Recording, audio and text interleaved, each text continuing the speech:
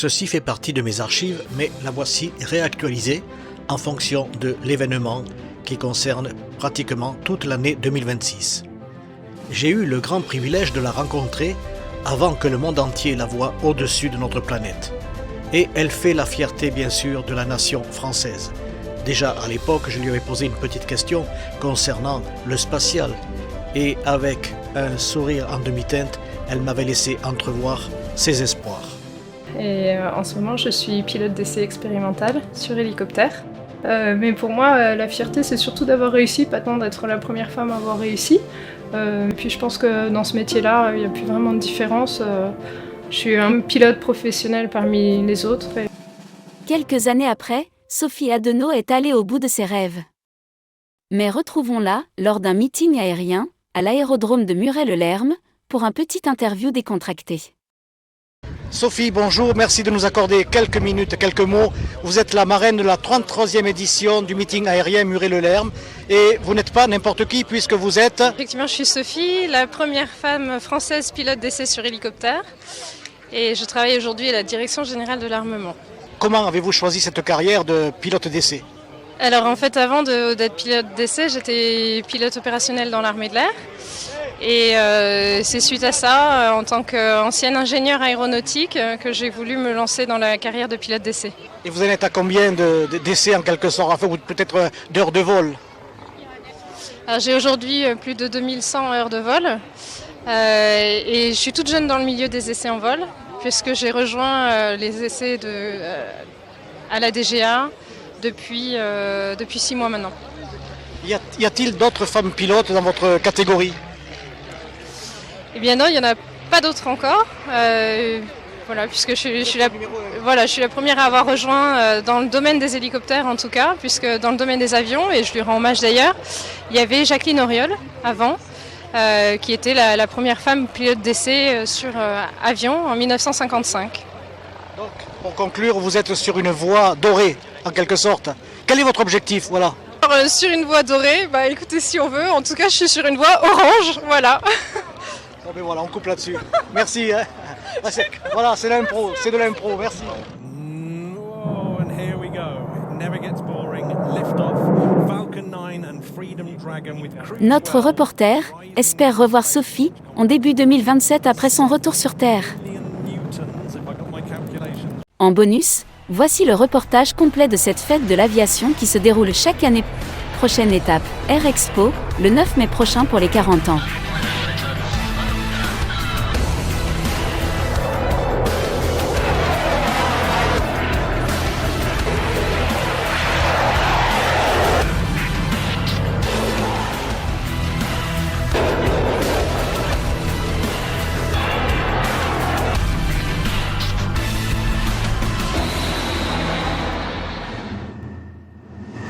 Allez, action! Chers amis internautes et téléspectateurs de nos chaînes de divertissement sur tout ce qui vole, 33e édition ici à Muret-le-Lerme et je suis à côté de charmantes dames et demoiselles qui feront une grande carrière peut-être un jour dans l'armée de l'air. Bonjour, qui êtes-vous ? Bonjour, je m'appelle Laura Tilly, je suis à l'école de l'air. Flora Villemot, école de l'air, première année. Et Karine Dia, l'école de l'air, première année également. Alors est-ce qu'il y a, est-ce qu'il y a beaucoup plus maintenant de femmes dans l'armée de l'air par rapport à avant ? On a une augmentation en effet des femmes dans l'armée de l'air. Aujourd'hui, on est à 22,5% de féminisation dans l'armée de l'air. Donc on arrondit souvent à 23%. On espère que dans les années à venir, ça va augmenter encore. Féminisation de l'armée de l'air. Ce n'est pas sexiste, ça, pas du tout. Au contraire, justement, ça prouve une sacrée tendance. Est-ce qu'un jour, vous allez supplanter les hommes dans l'armée ? Un jour, on espère. Après, dans le milieu aéronautique, il y a moins de femmes également. Donc, dans l'armée de l'air, on est un petit peu touché par ça aussi. Mais c'est vrai qu'on a tendance à avoir une mixité qui est de plus en plus satisfaisante. Qu'est-ce que vous souhaitez faire au sein de cette armée ? Pilote Alors, donc nous, on est toutes dans le cursus personnel navigant, donc on est toutes destinées à devenir pilote. Après, moi, personnellement, j'aimerais bien m'orienter dans le cursus pilote de chasse. Pilote de chasse, il en faut. Voilà. Et vous ? Moi, ce serait plus pilote d'hélicoptère. Au niveau des missions, ça m'intéresse davantage que pilote de chasse. Hélicoptère, justement, parce que la marraine de cette année est une spécialiste de la seule femme pilote d'essai. Hein, voilà. Et elle s'appelle ? Elle s'appelle Sophie Adenau. Et on espère pouvoir la rencontrer aujourd'hui, puisque c'est un bel exemple de carrière. Mais après, nous, dans 10 ans, on ne sait pas comment ce sera, mais... Et alors, justement, donc, rendez-vous dans 10 ans, peut-être, qui sait, voilà. En attendant, je vous dis bon vol. Merci. Merci. Et coupé.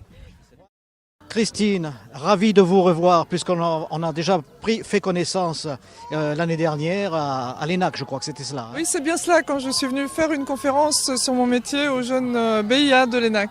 Voilà, alors rappelons pour les internautes qui ne vous connaissent pas, hein, que vous êtes femme pilote commandant de bord sur A380, rien que ça. Cette année, vous avez participé à un vol assez historique, je ne sais pas. Quelle était cette formule pour le 8 mai ?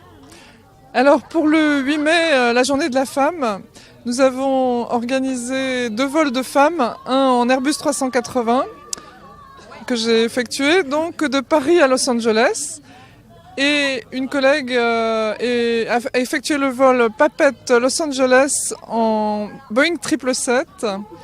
Le même jour, nous nous sommes rejoints à Los Angeles. Oui, sur le tarmac de Los Angeles.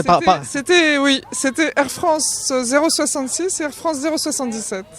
Est-ce que c'est la première fois que vous organisez un vol comme cela ? C'est une première fois, totale première fois. Et un vol entièrement féminin, l'équipage... Voilà, exactement. Entièrement féminin. Et nous avons rencontré les pilotes américaines. Le lendemain, elles nous accueillaient à l'aéroport et nous les avons rencontrées au cours d'un brunch à l'hôtel. Nous avons pu visiter avec l'association ISA 99 des pilotes américaines le musée de DC-3 de Santa Monica, de l'aéroport de Santa Monica. Alors pour aller de Paris à Los Angeles, il faut combien d'heures ? Un certain nombre. Paris-Los Angeles, il faut entre 10 et 11 heures, ça dépend du vent. Et alors là, quand vous êtes à bord, c'est vous qui pilotez, pendant 10-11 heures, vous tenez le manche, c'est ça ? Ou bien vous avez des temps de repos ? Comment ça se passe ? Alors effectivement, on ne pourrait pas piloter pendant des heures, on utilise le pilote automatique, on décolle à la main et on utilise le pilote automatique pour toute la durée du vol, de la croisière surtout. Donc on effectue une surveillance sur la navigation. Donc le pilotage, la navigation, la radio et la mécanique de l'avion à l'aide des ordinateurs de bord également. Alors vous avez bien sûr appris, comme tout dans le reste du monde, la fin de la construction de nos A380. Est-ce que c'est une tragédie ? Est-ce que c'est inéluctable ? Alors oui, effectivement, la tragédie, c'est qu'il est arrivé un peu tôt, à mon sens, puisqu'il était censé remplacer un Airbus 340 et un Boeing 777 et coûtait 20% de moins en groupant les 2 vols.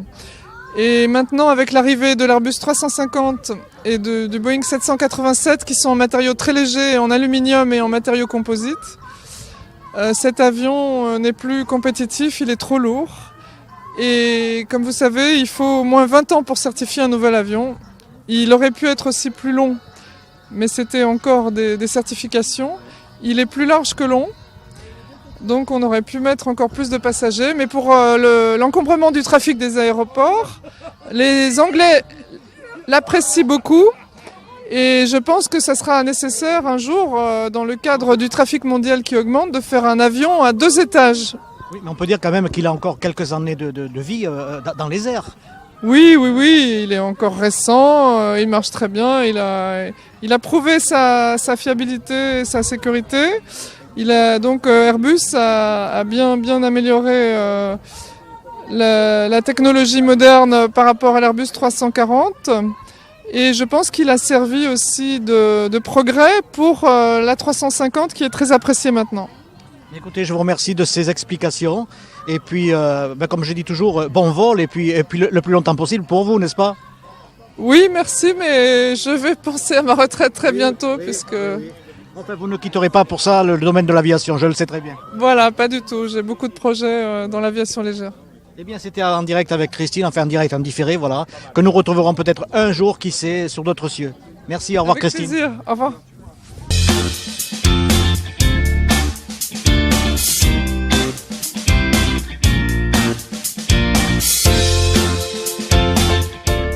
Cette fois-ci, je suis en présence de Aurélie, maréchal des logis chef. Alors je suis donc pilote d'hélicoptère en gendarmerie depuis à peu près 1 an, donc je suis basée sur Metz et j'ai été invitée donc et choisie comme marraine en fait du Rassemblement des femmes de l'air qui est cette année intégré donc au meeting de Air Expo donc sur la base de Toulouse. Donc mon métier de pilote d'hélico, je le considère comme un moyen vraiment supplémentaire en soutien donc aux unités territoriales. On a des tas de missions très diversifiées, de la recherche de personnes disparues, la recherche de malfaiteurs. On peut faire du secours en montagne, c'est aussi une autre spécialité chez nous.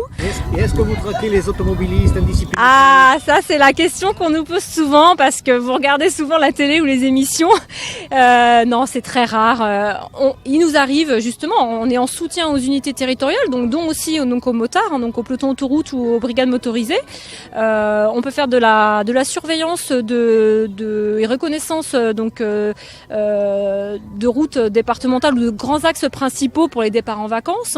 Ça peut être pour aussi relever des infractions depuis le ciel, mais bon c'est assez rare en fait. Ça nous arrive, oui, ça fait partie de notre métier, mais c'est pas ce que nous faisons plus. Est-ce que c'est plus compliqué que l'avion lui-même? Et qu'est-ce qui vous a poussé à rentrer dans ce corps? Alors je ne connais pas trop l'avion, j'ai choisi l'hélicoptère qui est pour moi beaucoup plus maniable et on peut faire beaucoup plus de choses. Enfin c'est j'allais dire 2 entités et deux utilisations et 2 métiers différents. On fait partie de la grande famille aéronautique, mais j'ai choisi l'hélicoptère. On n'a pas d'avion en gendarmerie. J'ai choisi d'être pilote. Pour moi, je viens de la brigade territoriale. J'ai été au PJ donc en brigade, au contact de la population.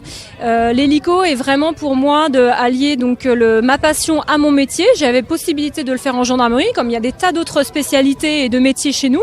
Alors donc notre formation, c'est une formation donc qui se passe à l'école de Dax, qui est une école interarmée donc de l'armée de terre. On a à peu près 1 an et demi d'école, donc il y a une partie théorique et une partie pratique. Donc il y a vraiment une école interarmée avec donc l'armée de terre, la marine nationale, l'armée de l'air et les gendarmes. Ensuite, chacun se dispatche dans son corps et on poursuit en fait notre formation donc pour les gendarmes au groupe d'instruction qui est basé à Cazaux, qui forme les pilotes et les mécanos de la gendarmerie, où on passe ce qu'on appelle des QT, donc des qualifications types sur donc on dispose de 3 appareils, écureuil, EC135 et EC145, afin de pouvoir être affecté en unité opérationnelle. Merci beaucoup de ces précisions et puis comme je dis à tout le monde dans le monde de l'aviation, bon vol. Merci à vous et bonne journée, bon meeting. Avec 2 spectateurs assidus, Nina et JP, bonjour. Bonjour. C'est génial, on a vu plein de beaux avions et on a rencontré des gens très agréables. Est-ce que vous-même vous aimeriez être à bord de ces avions? Ah bah oui. Oui, je pense que ça doit être une sensation exceptionnelle de voler à bord de Rafale ou d'avions de voltige. Il me semble que vous avez déjà volé peut-être sur des planeurs, me semble-t-il. Oui, effectivement, oui. Avec mon père, en Allemagne. Un plaisir visuel incroyable. Il y a des avions magnifiques qu'on n'a pas l'occasion de voir sur des pistes d'aéroport. Babouk, bonjour. Bonjour. Rebonjour, puisqu'on s'est vu à un dernier meeting aérien, c'était à Francazan l'année dernière. Et alors ici aujourd'hui pour la 33e édition, quelle va être votre prestation? J'imagine que vous allez voler sur un avion et prestigieux. Et oui, je vole sur le Rafale encore pour la 2e année. La particularité, c'est que je vais présenter pour la première fois au grand public mon nouveau ruban 2019 que j'ai tracé et sur lequel je me suis entraîné jusqu'à maintenant. Et j'espère qu'il va plaire. Voilà. Donc, Alors, est-ce que ça serait peut-être votre dernier vol sur cette présentation du Rafale Display? Ah non, j'ai encore toute une année. C'est mon premier meeting de cette année. Et je suis parti jusqu'au mois novembre. Toute la saison des meetings où je serai le pilote et je passerai la main en fin d'année et puis on entraînera le nouveau pilote pour l'année prochaine. Donc cette année c'est encore moi. C'est cela, vous allez quand même passer la main. Oui, alors fin d'année, voilà, donc c'est ma dernière année. D'accord, voilà, ok. Voilà. Vous connaissiez ici le Muret-le-Lerme? Oui, j'avais fait le meeting l'année dernière, j'ai volé, c'était un de mes premiers meetings d'ailleurs, l'année dernière, c'était un super meeting. Bon là aujourd'hui, il fait un peu la météo un peu capricieuse par rapport à l'année dernière, mais ça va le faire. Ce petit vent force 4-5 là, oui. Est-ce qu'il serait capable de déstabiliser un Rafale? Non, Ça va le faire, il n'y a pas de souci. Au contraire, le passage lent va être d'autant plus impressionnant que j'aurai du vent de face. Et donc l'avion sera comme arrêté dans le ciel, je pense. Là. Ça va être sympa. Il ne faudrait mieux pas qu'il s'arrête quand même. Hein. Non, ils volent toujours très bien. Voilà. Votre pays d'origine là-bas, la Réunion, oui, ça va, il fait toujours beau. Il fait toujours beau là-bas.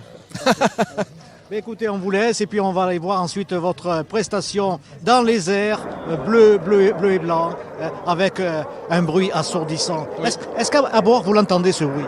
Alors nous on est protégé quand même par le casque qui filtre, et puis le cockpit qui filtre quand même tous les bruits, heureusement, parce que ce serait compliqué. Alors si, il y a une particularité pour cette année, c'est qu'on va je vais faire un passage avec la patrouille de France, donc un premier passage public, puis un deuxième passage en honneur aux 2 commandos qui sont décédés cette semaine. Voilà, pour leur rendre hommage, on va faire ce qu'on appelle un missing man, donc je vais quitter la patrouille de France par le haut avant d'enchaîner sur ma démonstration, donc c'est un hommage. En cours d'année, est-ce que vous effectuez des missions ou bien vous êtes affecté uniquement toujours au solo display? Alors je suis affecté au solo display et je suis en plus instructeur sur Rafale. D'accord. Voilà. Eh bien, cher ami, permettez-moi de vous serrer la main. Merci beaucoup. Bon vol. Merci à vous. Au revoir. Au revoir. Ouais, merci à vous. Super. Merci à toi. Tout à l'heure.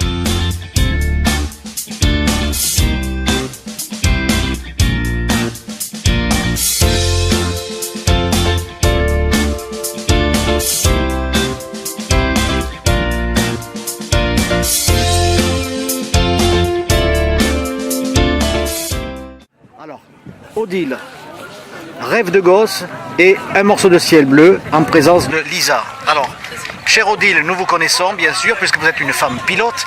Et qui est cette demoiselle à côté de vous? À côté, j'ai Lisa. Bonjour. Plus fort.